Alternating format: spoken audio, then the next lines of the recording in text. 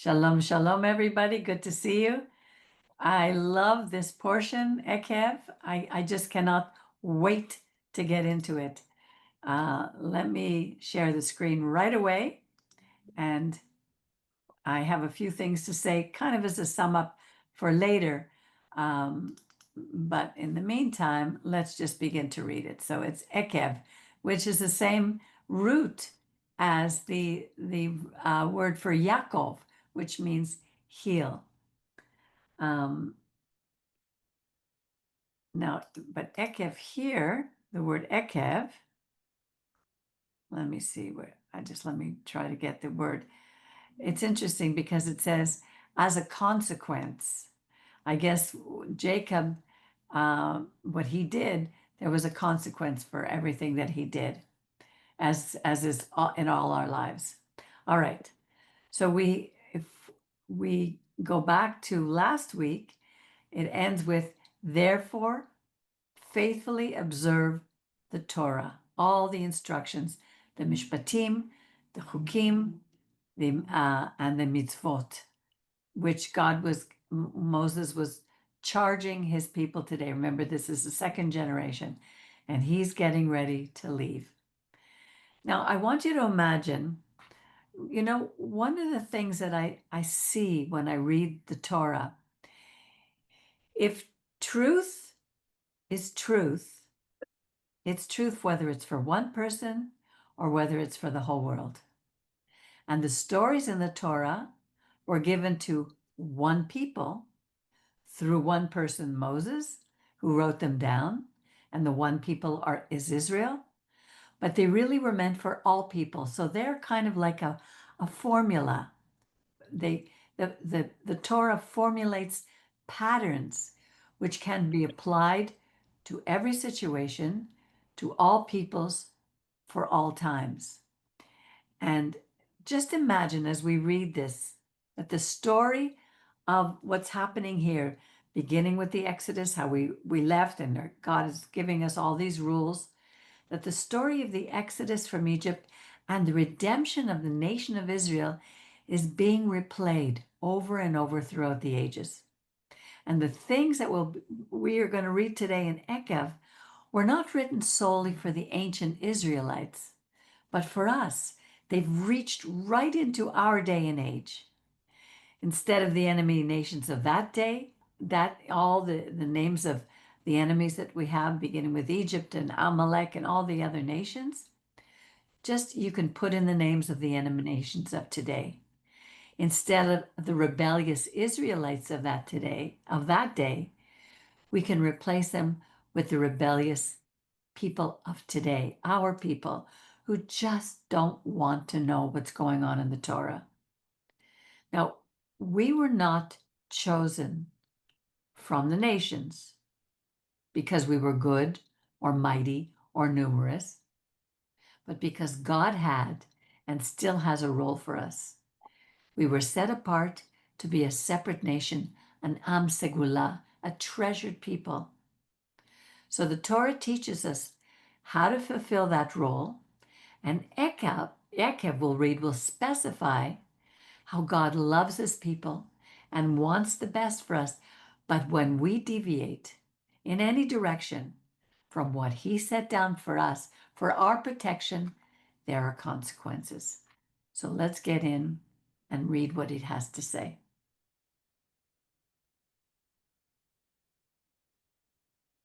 If you obey, listen, hear, guard these mishpatim, the regulations, the last 5 commandments, and observe them carefully, your God, Yud-Heh-Vav-Heh, Yahweh, Yehovah, Adonai, however you want to say it, the only one, will faithfully maintain for you the brit, the covenant that he made with an oath to our fathers.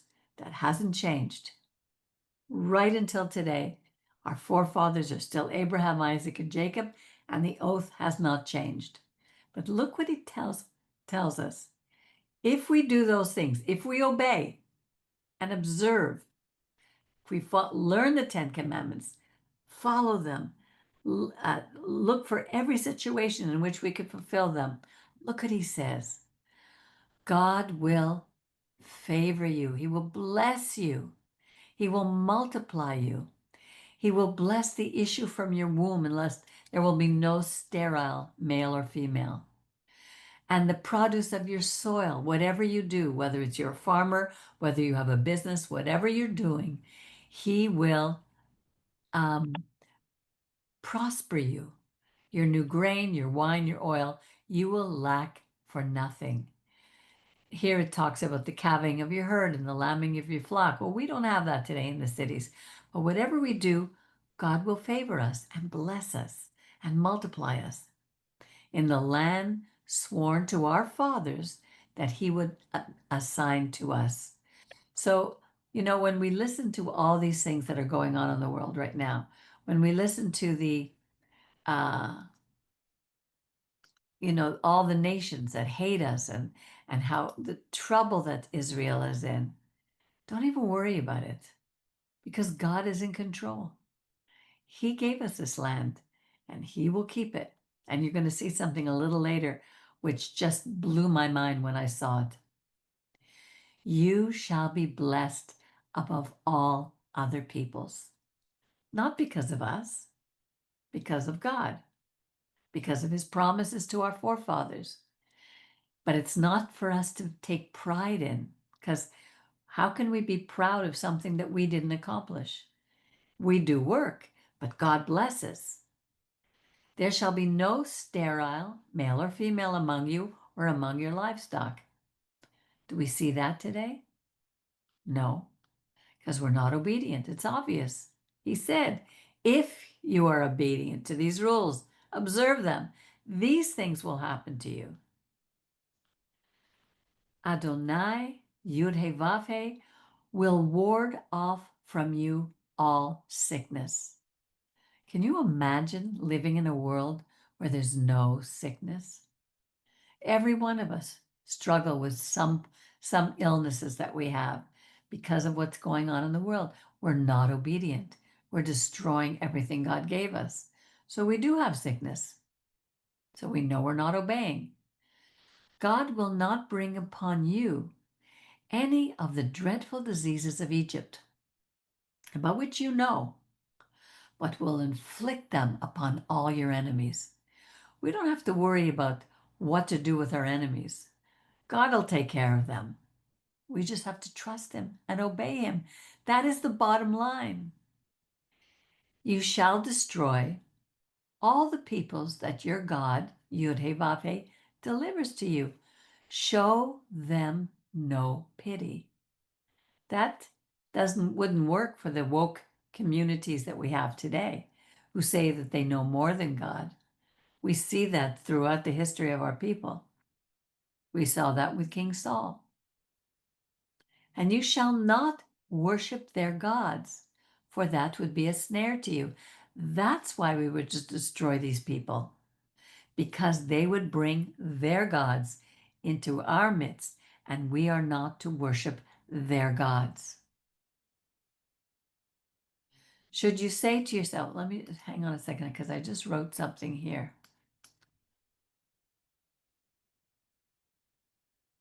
Not yet. Okay. Should you say to yourself, these nations are more numerous than we. How can we dispossess them? You need have no fear of them. You just have to bear in mind what your God, Yud He Vav He, did to Pharaoh and all the Egyptians.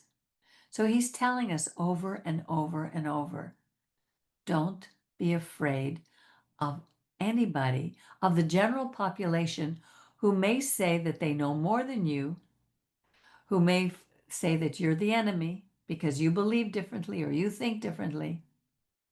Just bear in mind what God did to Pharaoh. He's telling us over and over again.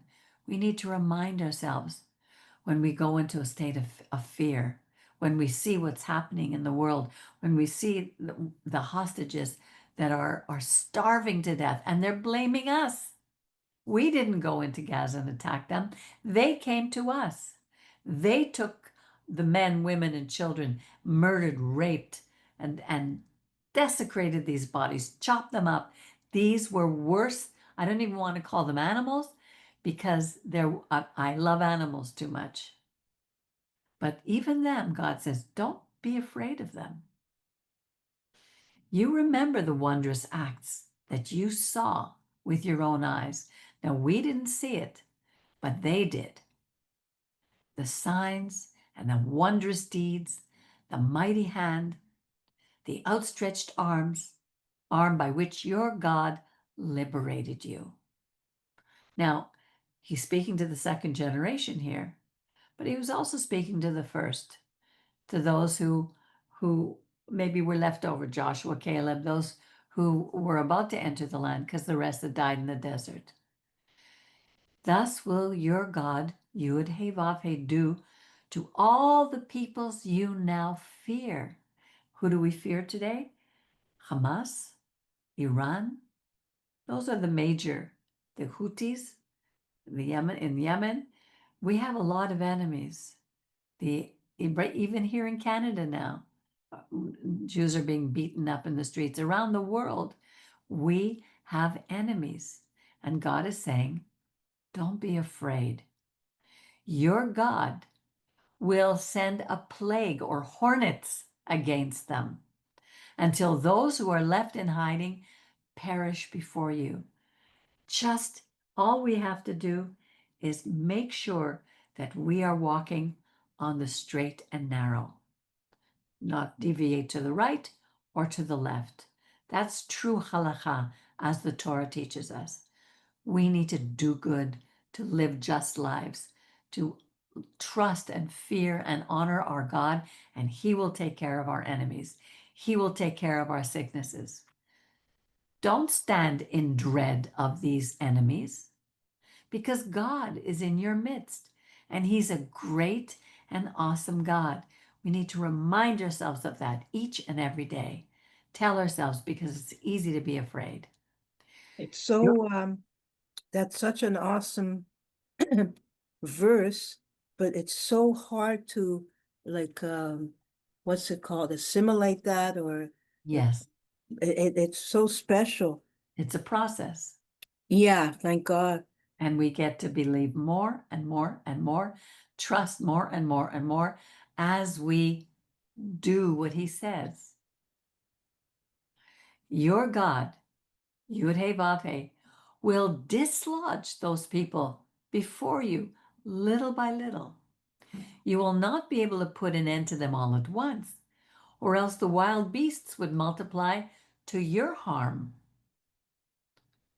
Your God will deliver them up to you, throwing them into utter panic until they are wiped out. That reminds me of what happened with Gideon. Gideon had 300 men that he had to go in and fight thousands of Philistines who were attacking them.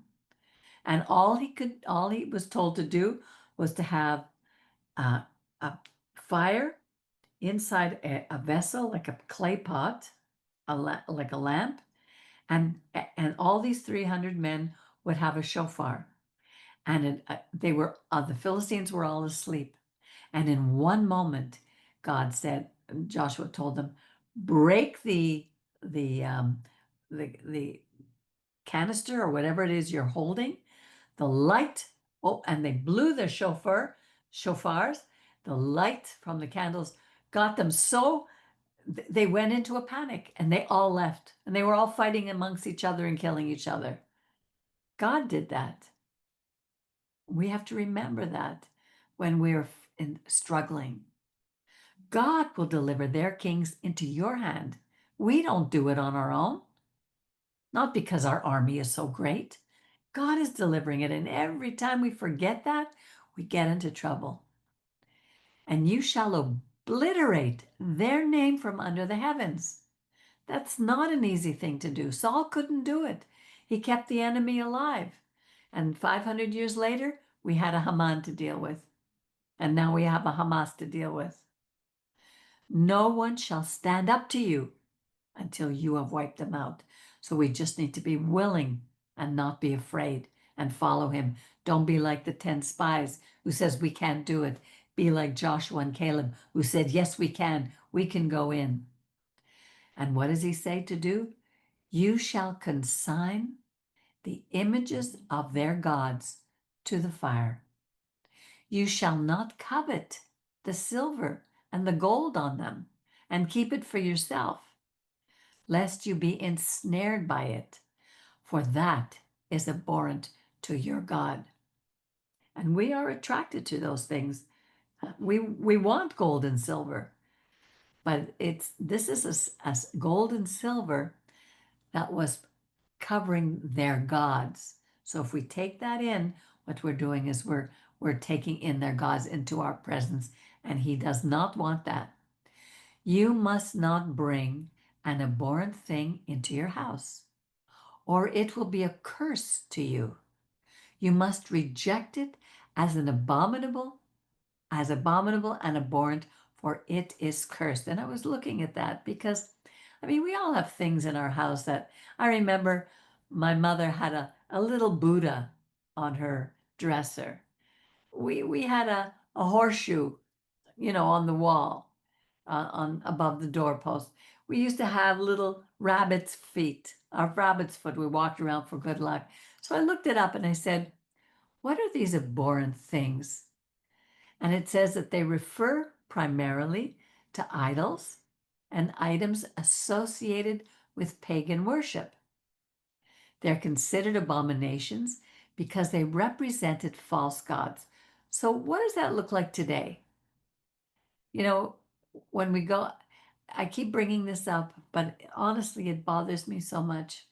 And I haven't known how to tell the people when I go into this store, and I don't go in it very often because it doesn't mean anything to them. But there's an Israeli store where they sell natural foods, but they have a statue of Buddha in the window, and they're Jews. But then I think, would a crucifix of Jesus Christ hanging on the cross in a Catholic home be considered an abhorrent thing to God? What's the difference? I mean, here we're told not to make any images, any likeness of anybody that you're going to worship. And they're worshiping this crucifix. They're worshiping Jesus hanging on the cross. I was in a store and I found like a little garden statue of a frog, and it was sitting akimbo with its fingers shaped like someone meditating. Now, I used to meditate. I don't worship it in any way. And you know what? Every time I look at it, it makes me smile because it reminds me of what I left behind in my New Age days. And I know it has no power, and I know who holds the true power. So should I get rid of it? I don't think so, because it's the intention of the heart. So Yeah, that's what I was gonna say. yeah, we really have to examine, all these things before we make a like like Miriam, you were telling me you're reading a book about an Orthodox Jewish woman who was an artist, and she had to hold herself back from painting anything, right? Yeah, I'm coming to another part, but yeah, it's been tearing her apart for years. So what She did she doesn't do? understand that it's not painting of like trees and nature and things. That's not worshiping trees or animals or whatever. It's Exactly. actually honoring God's creation. Exactly. So we have to think. God doesn't want us to follow rules and regulations without thinking. You shall observe all the mitzvot that I command you today, so that you may thrive. Look at why he wants us to observe them. Not because he wants to put us in bondage like we were in Egypt, so that we may thrive, increase, be healthy, be able to possess the land that the Lord our God promised on oath to our fathers. He's going to constantly remind us that he made an oath. And has he forgotten it today? Absolutely not. That oath is still in practice today. Remember the long way, 40 years in the desert, that your God has made you travel in the wilderness these past 40 years. Look why.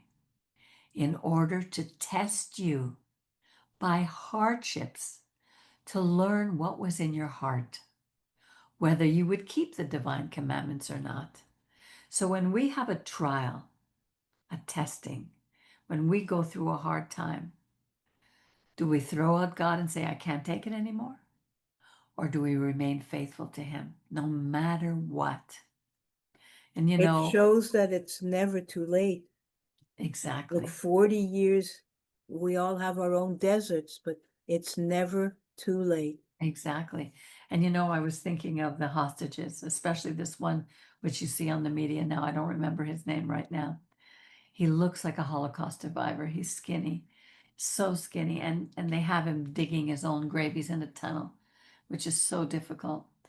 And I was praying that God would reveal himself to him, even in the depths of that tunnel, that he would see that God is real, that all those who are left there and those who were there would have such a testimony for God whenever they're speaking to anyone else. And then these hardships will stop. If all our people turn back to God, oh, what a world it would be.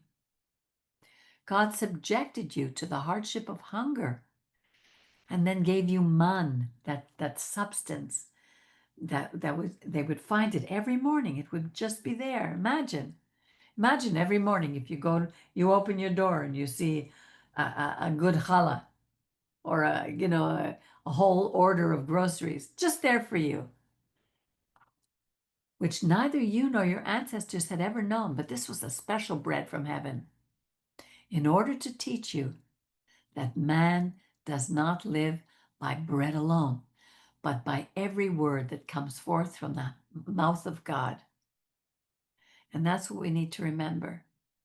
We fight and we work and we strive to put clothes on our back, to feed our families. But that's not all we need to do. We need to be obedient because He provides. He wants us to remember the clothes that they wore in the desert for 40 years, they didn't wear out. Their feet didn't swell during the 40 years. Imagine in the hot desert, walking, marching, and their feet didn't swell. Bear in mind, remember, know. That's what the word is. Yadat, know with all your heart that your God disciplines you, just like a father disciplines his son. That's one of the biggest problems that we have now in this generation. We have stopped disciplining the children. We're afraid to say no to them.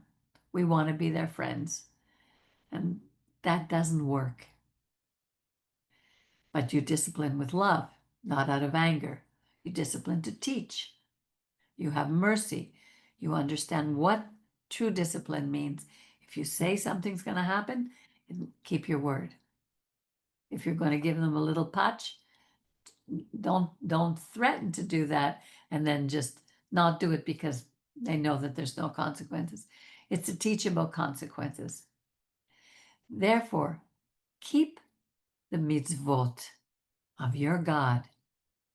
Walk in God's ways and show reverence, fear of God, but not being afraid like you're afraid of a God who might punish you, but an honoring of this awesome God who has given you some rules. You're going to follow them and you're going to be taken care of. For your God is bringing you into a good land. And what did we say? We left Egypt, a land of milk and honey, and we spit on this land. It doesn't work. A land with streams and springs and fountains issuing from plain and hill. A land of wheat and barley, of vineyards and figs, fig trees, pomegranates, olive trees, and honey. A land where you may eat without stint, without lack, where you will lack nothing, a land whose very rocks are iron, and from whose hills you can mine copper. Look how he provides for us. But what do? We complain we have no oil. But God gave us all these things because he wants us to rely on him. When you have eaten your fill, give thanks to your God for the good land given to you, wherever we are. Get up in the morning, give him thanks. When we eat, give thanks. For the clothes on our back, give thanks instead of fetching and complaining. For the good land given to you.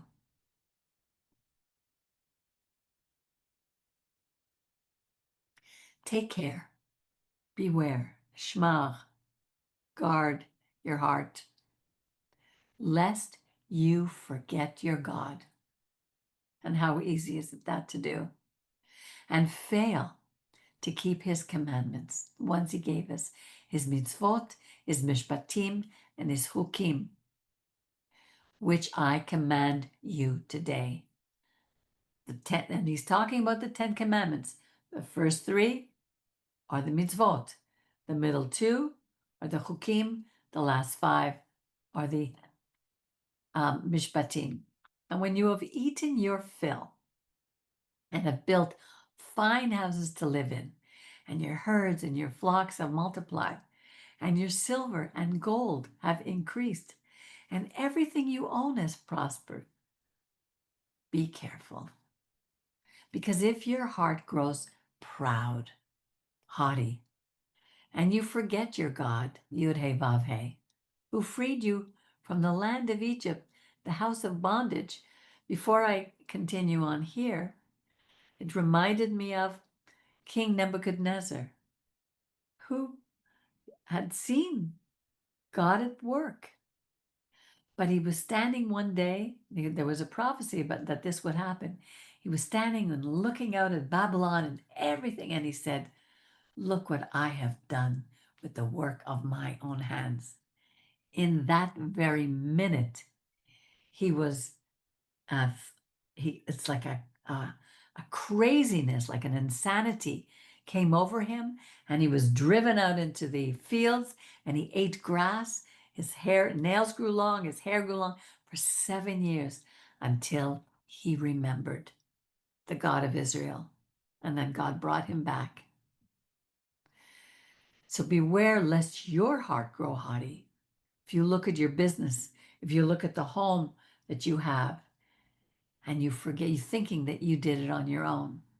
Remember, God led us through great and terrible wilderness with its fiery serpents and scorpions, a land parched, no water in it.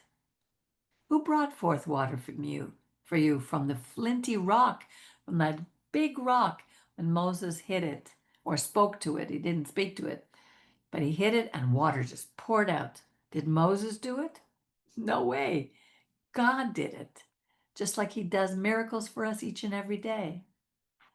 He fed you in the desert with manna, which your ancestors have never known, in order to test you by trials, only to benefit you in the end. When we have trials and we make it through, we grow stronger and our faith is greater. Our trust is bigger. And you say to yourself, but if you say to yourself, my own power and the might of my hand have won this wealth for me. Remember, it's your God, Yud He Vav He, who he gives you the power to obtain wealth in fulfillment of the covenant made on oath with your fathers, as is still the case. You know, when I look at the wealth that was in the Temple of Solomon, it was astounding. But in the end, Solomon turned his back on God, and his descendants lost everything. If you do forget your God and follow other gods to serve them and bow down to them, I warn you this day that you shall certainly perish. That's what happens to us. It's happened to us all through the centuries. I almost perished just following other gods. That's why I'm so strong about this now, because I know what it is. Like the nations that the Lord will cause to perish before you, so shall you perish, because you did not heed, you did not obey, you did not guard his words as something precious. You did not heed your God, Yud He Vav He. Shema Israel, hear, O Israel. You're about to cross the Jordan, to go in and dispossess nations greater and more populous than you. Great cities with walls sky high, a people great and tall, Anak, the giants, of whom you have knowledge, for you have heard it said, who can stand up to the children of Anak? Know then this day that none other than your God is crossing at your head, a devouring fire. So when you see giants and you think you can't make it through that fear, through those giants in your life, just remember God is going before you. He will wipe out all obstacles in front of you. Just keep going ahead. It's God who will wipe them out, subduing them before you, that you may quickly dispossess and destroy them. If only our people as a nation understood this today in Israel, that we just have to turn to our God. He will dispossess these people who are fighting against us so that our soldiers would not die. And when your God has thrust them from your path, do not say to yourself, the Lord has enabled us to possess this land because of our virtues.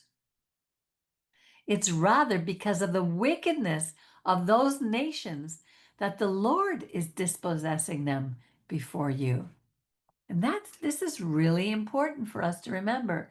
God doesn't want us to be proud and virtuous, think we're so virtuous. But listen to this.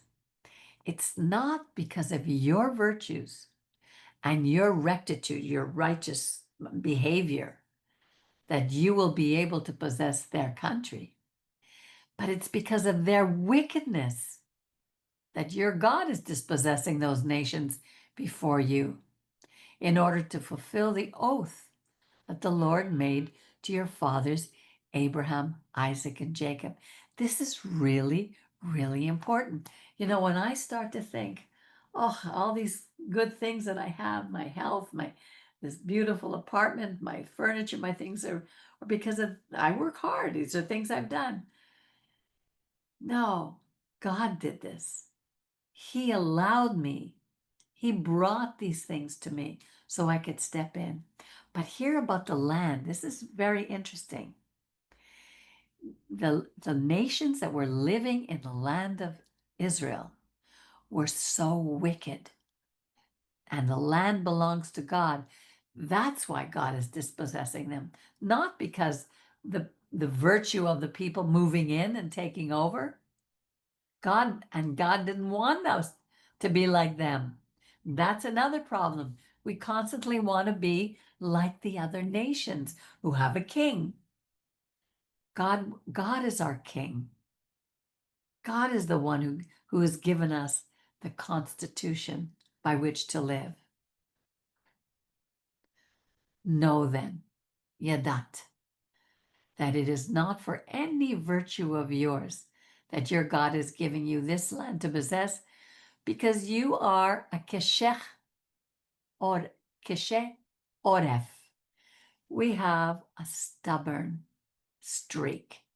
We're a stiff-necked people. In a way, it's good to be a stiff-necked when you're on the right direction, that nothing can put you on the path, but not when it's stiff-necked against God. Remember, Zachor, never forget how you And that's including our relatives. I don't know who my ancient relatives were, but we all did. How you provoked your God to anger in the wilderness. I went through wilderness in my life and I provoked him to anger. I drove my parents crazy. From the day that you left the land of Egypt until you reached this place, you have continued defiant toward God. Imagine, because we say what we know, our books, our knowledge is more important than God's simple knowledge, his simple commandments. We have added and we have taken away from his words. Every one of us here, every one of us listening, everyone in the world, we have added and we have taken away from God's words. And then we wonder why this world is going to pot. At Mount Sinai, you so provoked God that he was angry enough with you to have destroyed you. And Moses said, I ascended the mountain to receive the tablets of stone, the tablets of the covenant that God had made with you. God made a covenant with us. When we stood 3 to 6 million at the base of Mount Sinai, in that moment, God made a covenant with us. He was speaking through thunder and lightning, the commandments, the 10 sayings. That's all we needed to do.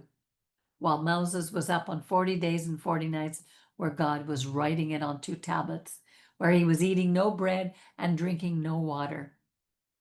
He wrote it on those tablets, and we heard. And what did we say? All that you say, we will do. We made an oath. A covenant is between 2 parties. You can't have a covenant, a one-way covenant. It's got to be a treaty between 2 parties, God and his people. And then God handed me the Constitution, the 2 tablets of stone, inscribed by the finger of God, with the exact words that Yud-Heh-Vav-Heh had addressed to you on the mountain, out of the fire, on the day of the assembly.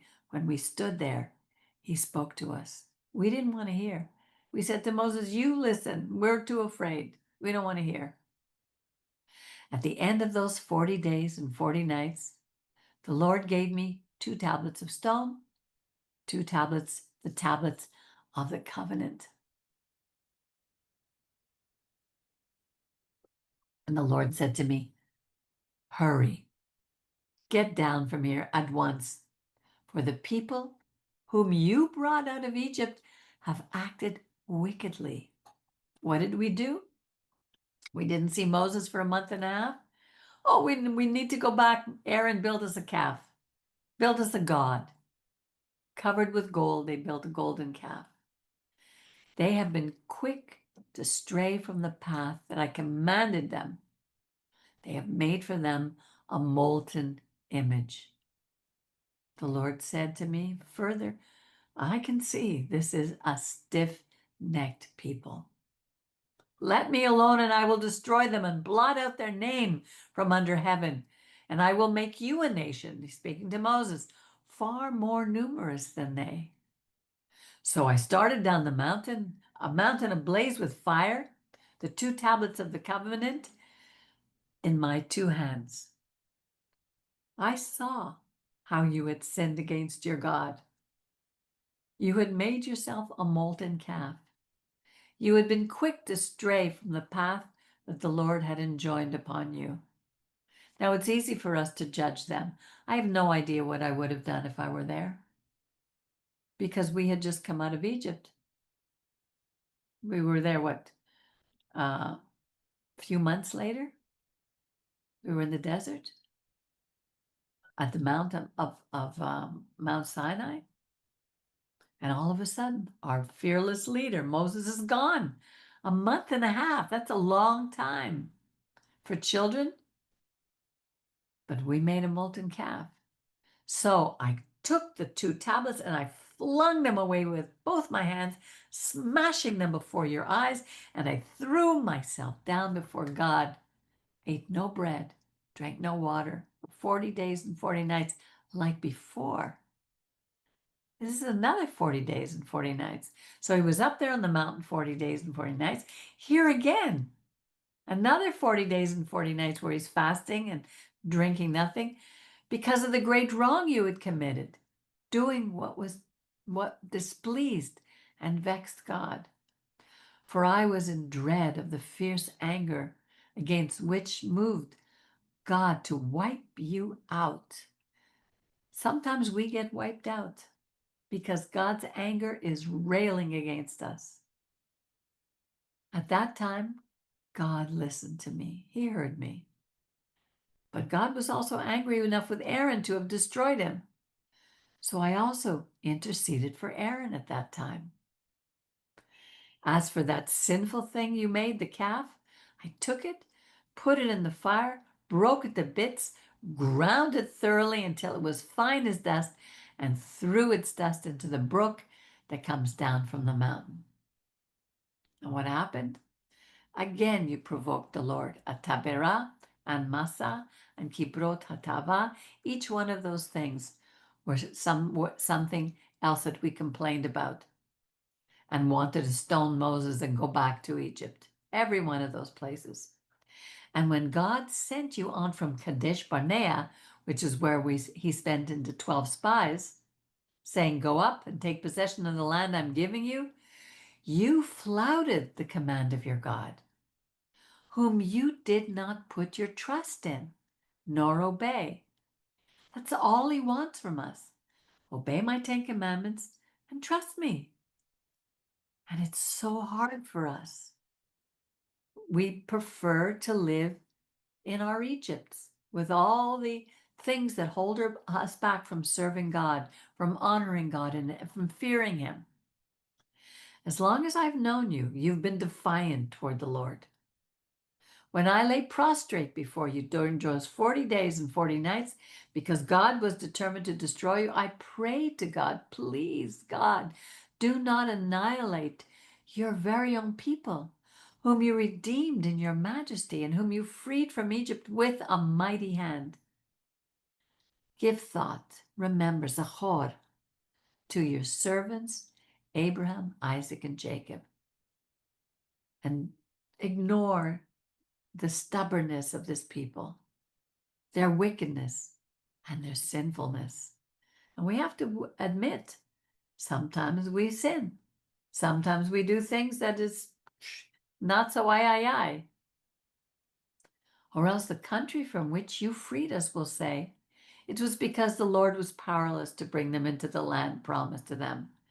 He's begging God, remember these Egyptians, look what they're going to say. You have no power. Because of having rejected them, their God brought them out to have them die in the wilderness. Yet these are your very own people, whom you freed with your great might and your outstretched arm. And today, we are called to do what Moses did. Remind God what he did to us and help us. Beg God to save us. So now, look what's happening now. God told him, carve 2 tablets of stone like the first and come up to me on the mountain and make an ark of wood. And I will inscribe on the tablets the commandments that were on the first tablets that you smashed, and you shall deposit them into the ark. So I made an ark of acacia wood and carved out 2 tablets of stone like the first, and I took the 2 tablets with me and went up the mountain. So here you have, he's up the mountain the first time, 40 days and 40 nights. And then he was on his face for 40 days and 40 nights, begging God to save the people. And now he's going up again, 40 days and 40 nights, 3 times. After inscribing on the tablets, this time he had to carve the tablets, but this time God wrote the same text as on the first, the 10 commandments that the Lord addressed to you on the mountain, out of the fire, on the day of the assembly. Adonai gave them to me. Then I left and went down from the mountain, and I deposited the tablets in the ark that I made, where they still are, as Yud He Vav He commanded me. From Be'erot B'nei Yakan, this Be'erot are the wells. The Israelites marched to Moserah, And this is where Aaron died. And he was buried there. And his son Eleazar became priest in his stead. From there, they marched to Hagud Gad, Hagud, Hagud Gad, Gadah, and from Gudgod to Yobat, a region of running brooks. At that time, the Lord set apart the tribe of Levi to carry the ark of God's covenant. I wish I knew where it was. To Who stand. carried the ark before that? They just made it? They just made the ark and now, Yeah, this is the ark that he just made. And he set okay, but, apart, oh, I see, he set yeah, apart at this point, okay. yeah, he set apart the Levites to carry the ark. And it was specifically the Kohathites who would carry the ark on their shoulders, to stand in attendance upon God and to bless in God's name, as is still the case. That's why Levi has received no hereditary portion along with its kin. God is its portion. Remember, we are called to be priests.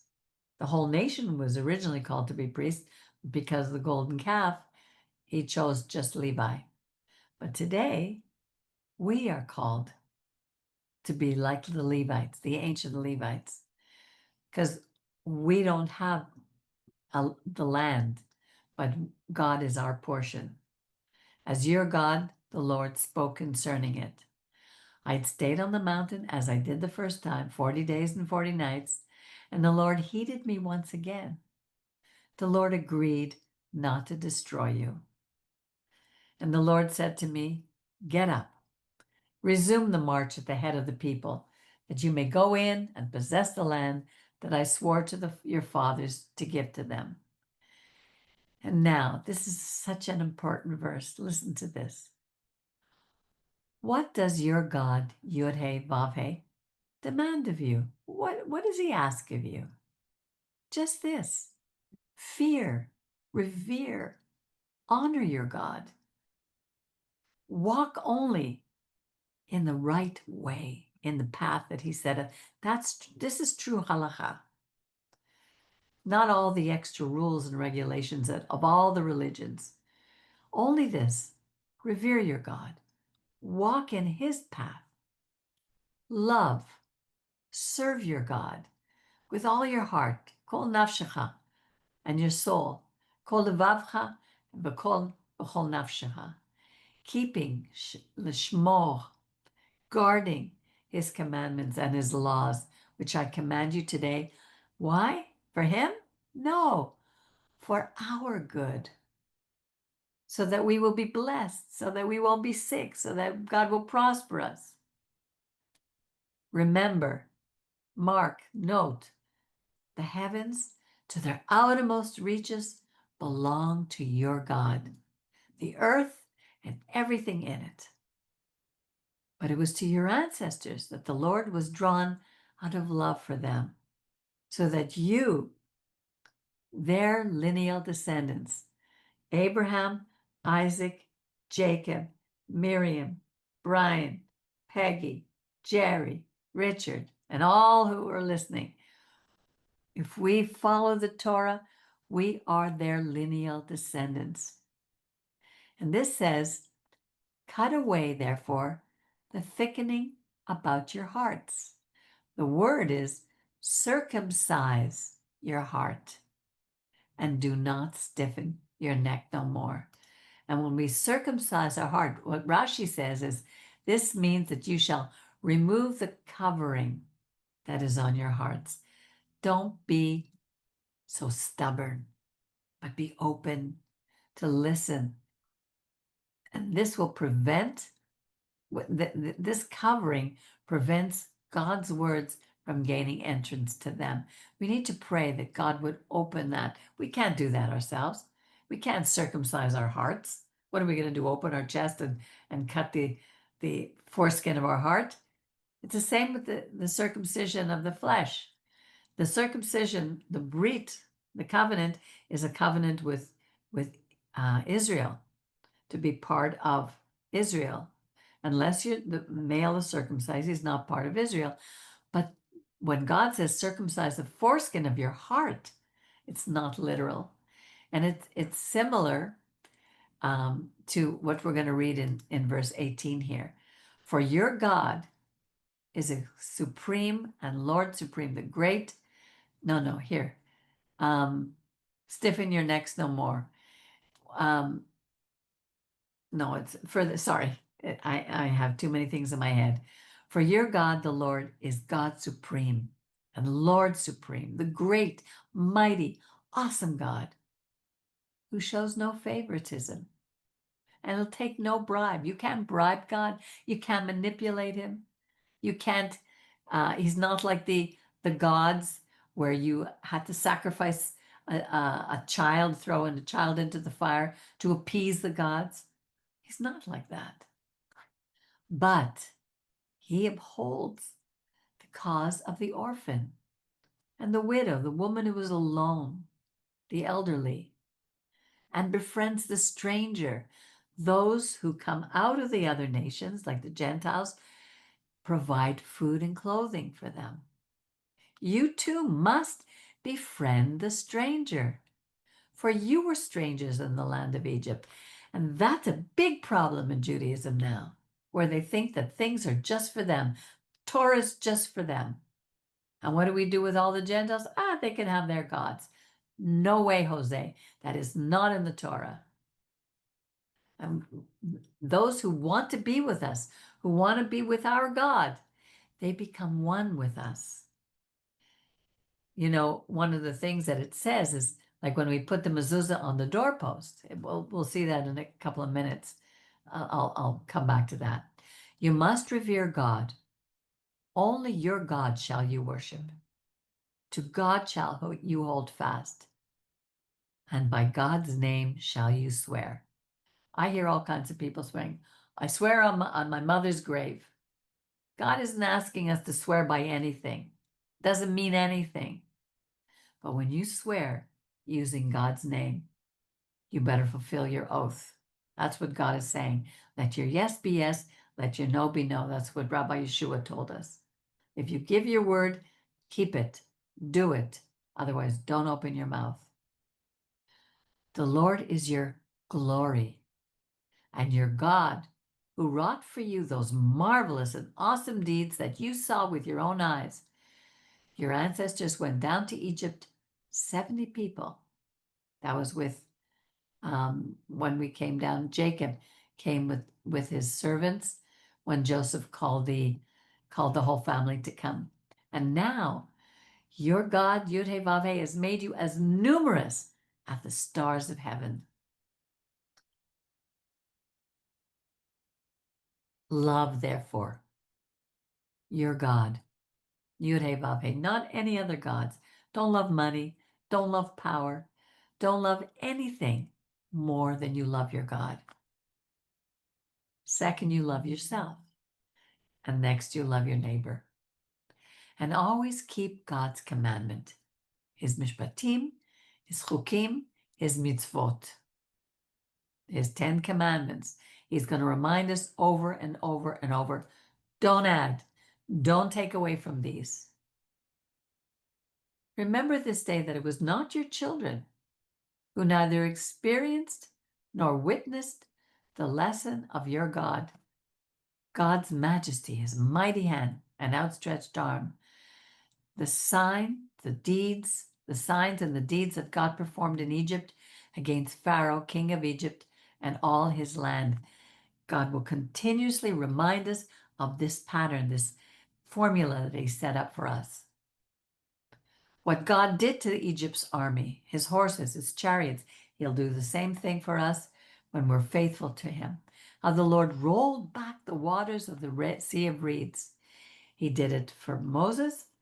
He did it with the Jordan for Joshua, and he did it again with Elijah at the Jordan when they were all pursuing you, thus destroying them once and for all. What God did for you in the wilderness before you arrived in this place. What God did to Datan and Abiram, sons of Eliab, son of Reuben, the firstborn son. The earth opened her mouth and swallowed them, along with their households, their tents, and every living thing in their train from amongst all Israel. But that it was you who saw with your own eyes all the marvelous deeds that God performed. He's reminding us over and over again, keep therefore. He only had to say it once, but look how many times, just in this one portion, how many times he's repeated the same thing, because we have a stubborn streak. Keep therefore all the mitzvot that I command you today, so that you may have the koach, the strength, to enter and take possession of the land that you are about to cross into and possess, so that you may long endure upon the soil that the Lord swore to your fathers to assign them and to their heirs, a land flowing with milk and honey. For the land that you're about to enter and possess is not like the land of Egypt, from which you come. There, the grain that you sowed had to be watered by your labors, like a vegetable garden, because you had the Nile River. They could just go to the Nile and they would water plenty. But the land of Israel, the land of promised land you're about to cross into and possess, is a land of hills and valleys. It soaks up the water from the rains of heaven. It's a land which your God looks after, on which your God always keeps an eye from year's beginning to year's end. We wait for the rains at the harvest time, and then the latter rains. We depend, it means that we depend on our God. We don't depend on the Nile, because the land would just soak up the water. We need God to give us the rain in its time. If then you obey the commandments that I command you this day, loving your God and serving God with all your heart and soul, I will grant the rain for your land in season, the early rains and the late rains. You shall gather in your new grain in the vineyards, your wine, your oil. I will also provide grass in the fields for your cattle, and thus you shall eat. But be careful. Do not be lured away to serve other gods and bow down to them. And we do. How many of us have gone, I know with Miriam and I, and so many of my friends went through the New Age, serving other gods, looking into Hinduism, looking into Buddhism, looking into all the isms, and bowing down to their wisdom, so we think. For the Lord's anger will flare up against you, shutting up the skies so that there will be no rain, and the ground will not yield its produce, and you will soon perish from the good land that the Lord is assigning to you. Therefore, impress these words, my words, upon your very heart.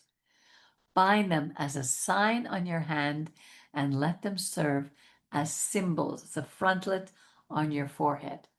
So, what do we do today? Just like a circumcised heart, which is a picture, you don't literally circumcise your heart. It's the same thing here.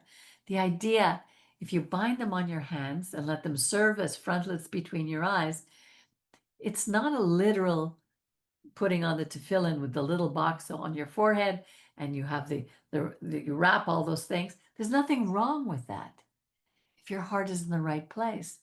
But I see, these young guys going to the shopping center and wrapping this up and trying to get every possible man to come and do that. So they repeat a prayer that doesn't mean anything to them. Where is this honoring God? It's not necessarily literal. It says, but it means it's everything you do with your hands. Everything you do it with me in mind, thanking me for the work of your hands. Let them serve as a symbol on your forehead, the things that you think about, not far from where your eyes see, the things that we do, and teach them to your children. Reciting them when you stay at home, when you're walking around, you lie down, you get up, inscribe them on the mezuzot, on the doorpost, of your house and on your gates. And what do our peoples do in Judaism? What do we say? Only the Jews need to put a mezuzah on their house. The Gentiles don't need to do that. What are they doing? They're saying that the Torah is not true. They've made their own rules and regulations. So why do we do these things? To the end that you and your children may endure in the land that the Lord swore to your fathers to assign to them, as long as there is a heaven over the earth. If then you faithfully keep all this instruction, these mitzvot that I command you, loving your God, walking in his ways, holding fast to him, clinging to him when you don't know what to do, go to God. Speak to a friend who believes in God. This is not a religion. It's a relationship with the God of the creator of the universe. Imagine he knows us. He walks with us. And look what he will do. God will dislodge before you all our enemy nations. You will dispossess nations greater and more numerous than you. Every spot on which your foot treads shall be yours. Your territory shall extend from the wilderness, from the desert to the Lebanon, from the river, the great river Euphrates, to the western sea. No one shall stand up to you. No one shall get in your way. Your God will put the fear, the dread, and the fear of you over the whole land in which you set foot as promised. I mean, this is so marvelous for me. There was one other thing that I read here. You know, I was thinking there's so much noise in the world right now: radio, television, smartphones, the smart tablets, social media. Everybody has something to say about everything. But what can we believe? You know, I remember reading where God spoke to Elijah when he was running in fear of Jezebel, who threatened to take his life. And the Lord said, "Go stand on the mountain before God, because God will pass by." And then there was a great and mighty wind that tore into the mountains and shattered the rocks before him. But God wasn't in the wind. And after the wind, there was an earthquake. But God was not in the earthquake. And after the earthquake, there was a fire. But the Lord was not in the fire. And after the fire came a still, small voice. When Elijah heard it, he wrapped his face in his cloak, and he went out and he stood at the mouth of the cave. And suddenly a voice came to him.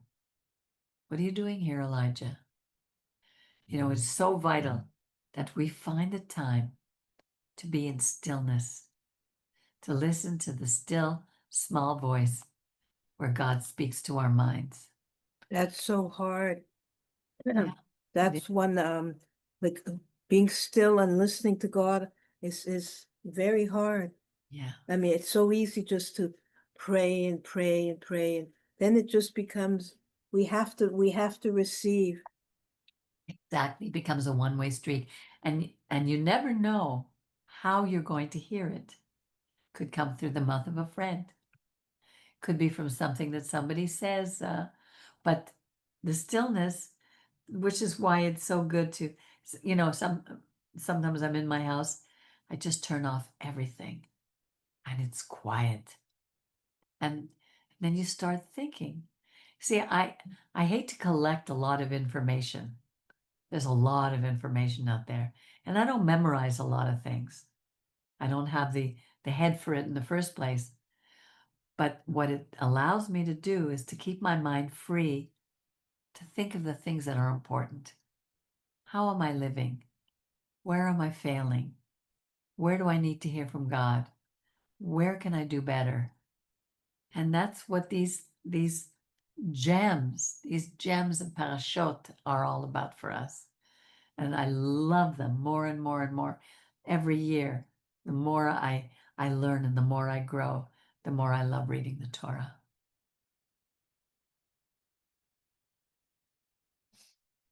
Where are the verses on Elijah, what you just read? There was so about the wind and the not Yes, being. 1 Kings 19:11-13. Okay, 1 Kings 19. right, okay. Yeah, First Kings 19. yeah. Beautiful. Yes, it is. And sometimes I just listen to, they're made by Christians. And what I try to do, they're all stories from the Tanakh. And there I can see that it's read by AI, artificial intelligence, because of Mhm. where they emphasize certain words and don't emphasize others. But they're very, I learned so much from them. Today I was listening to Book of Judges. No, the Book of Kings, about King David, then going to King Solomon, and what all the kings did afterwards. And you could see how when they obeyed God, when they removed the high places, when they were obedient, the land prospered, like it prospered during the time of King Solomon. King Solomon ruled for 40 years and he had peace, but at the end, when he made treaties by marrying the women, he had 700 wives and 300 concubines, but they were all princesses from different kingdoms around. And they wanted their own altars. They want to worship their own gods. So he allowed these gods to come in. So we have to just think of what are the gods that are in our lives that are taking us away from honoring and serving and trusting and loving God. That's our only job. God will do the rest. He'll handle the politics of the world. He'll handle all the way they're destroying things. I can't change anything. All I can do is live my life according to what God says and be responsible for those in my circle of influence. So that's the story of Ekev. Thank you for joining me. Thank you for listening. And just keep up, our spirits and learn to trust Him. That's all I can say. Yeah. Well, I wish you all a good night, a Shabbat Shalom, and Shabbat Shalom. I will see you again soon. Shabbat Shalom. Shabbat Thank you, Shalom. Peggy. You're welcome, Miriam.